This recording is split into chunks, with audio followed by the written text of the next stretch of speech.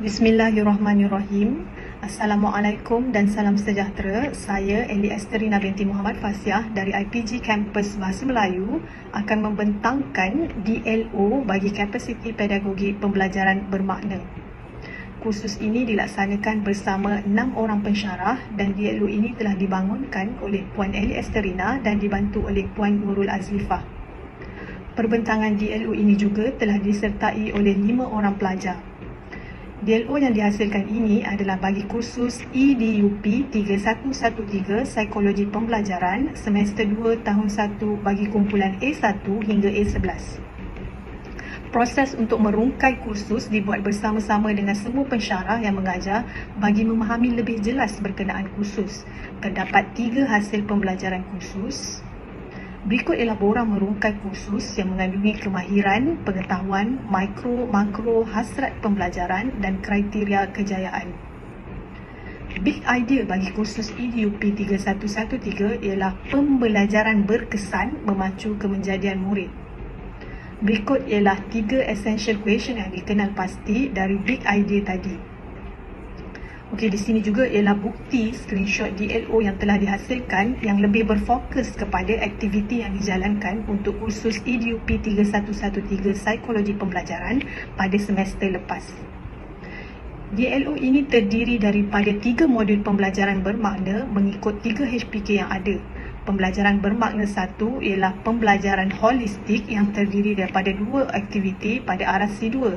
Antaranya ialah di mana pelajar perlu menjelaskan prinsip pembelajaran EWEL dengan kelas pada abad ke-21 dalam bentuk infografik dan dikongsikan di media sosial dengan rakan pembelajaran yang lain.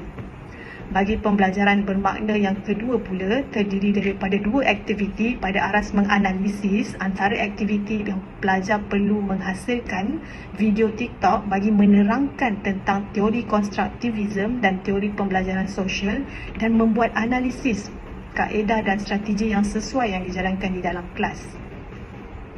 Okey, bagi aktiviti pembelajaran bermakna ketiga pula terdiri daripada 2 aktiviti pada arah C5 iaitu menilai, iaitu di mana pelajar perlu memberi pendapat, membuat rumusan dan membincangkan pendidikan inklusif dan pengurusan tingkah laku.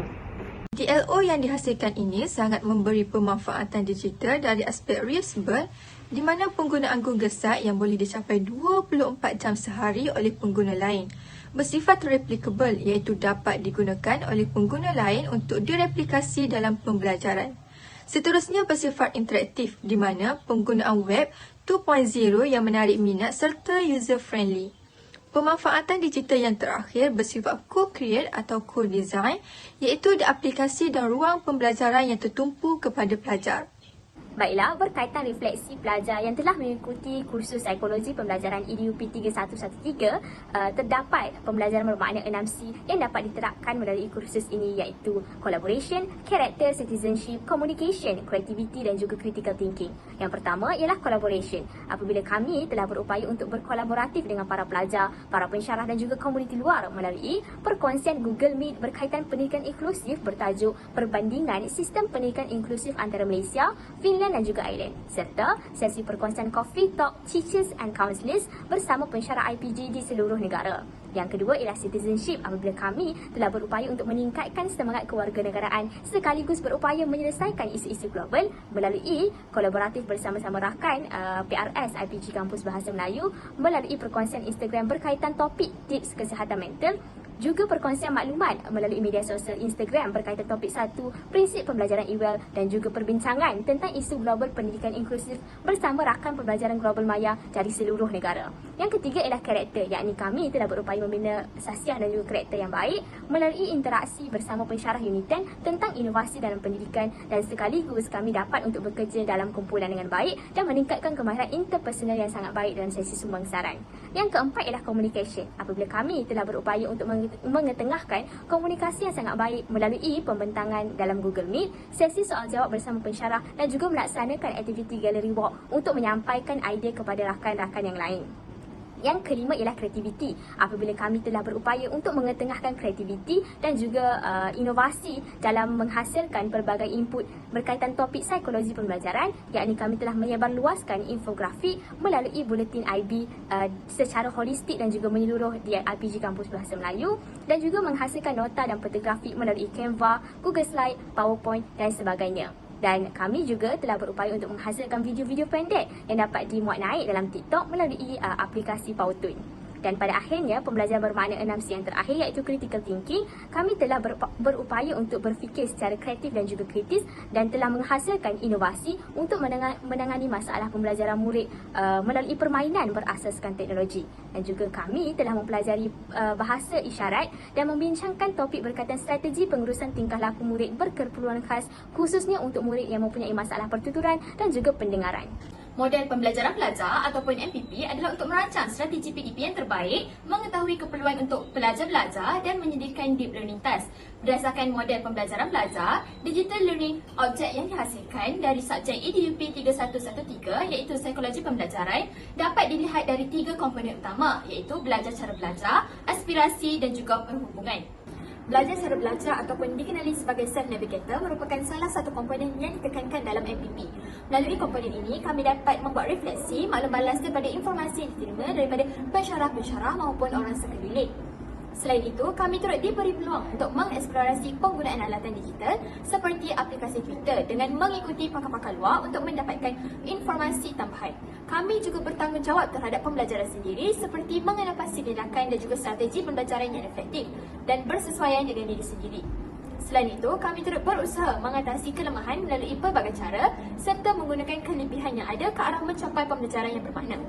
Apabila diteliti dalam kursus ini, perhubungan ataupun collaboration dapat dilihat dengan jelas. Hal ini dikatakan demikian kerana kami telah berjaya mewujudkan jalinan hubungan dengan pihak luar dengan melakukan pelbagai program, soal selidik dan perbincangan mengenai perkembangan psikologi pembelajaran. Pihak yang terlibat bukan sahaja dalam negara, malah kami turut berkolaborasi di peringkat antarabangsa, iaitu bersama dengan pakar-pakar dan rakan-rakan global.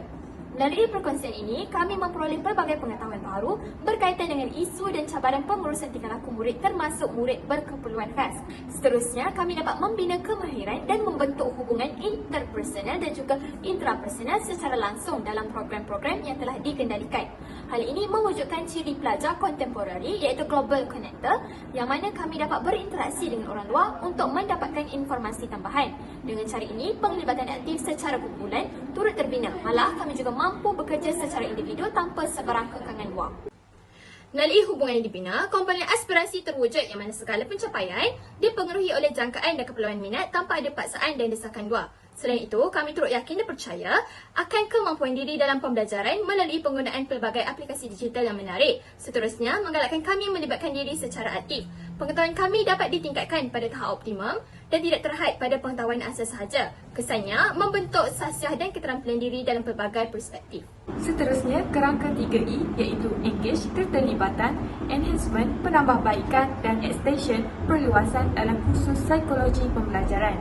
Kerangka pertama iaitu Engage, kami telah terlibat secara langsung dalam menghasilkan tugasan menggunakan pelbagai aplikasi digital seperti Canva, Google Slide dan Google Site.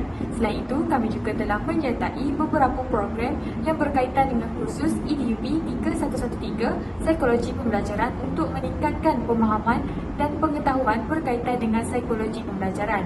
Malah, kami turut melibatkan diri dalam perbincangan yang diadakan secara bersemuka dan maya untuk memperkukuhkan lagi kefahaman kami.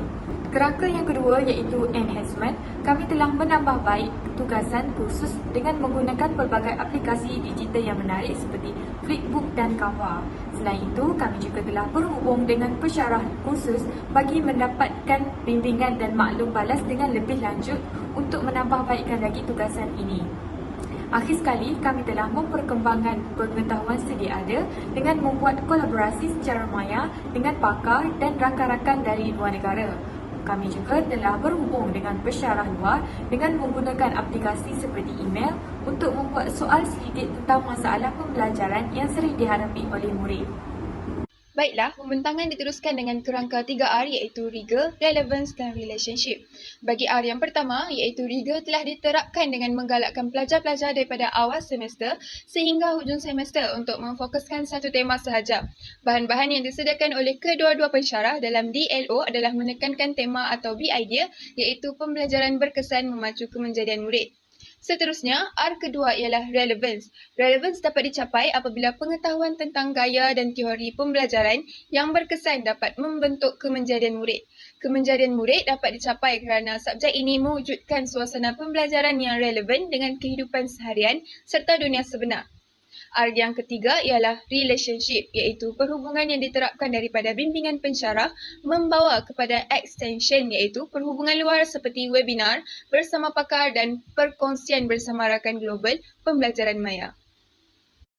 Baiklah, sekian itu sahaja pembentangan daripada kumpulan kami. Diharapkan pembentangan DLO ini sedikit sebanyak dapat membantu pelajar dan pensyarah menambah baik kaedah pengajaran untuk masa akan datang serta dapat memberikan manfaat serta motivasi kepada pengguna untuk mempelajari dan mendalami subjek EDUP 3113.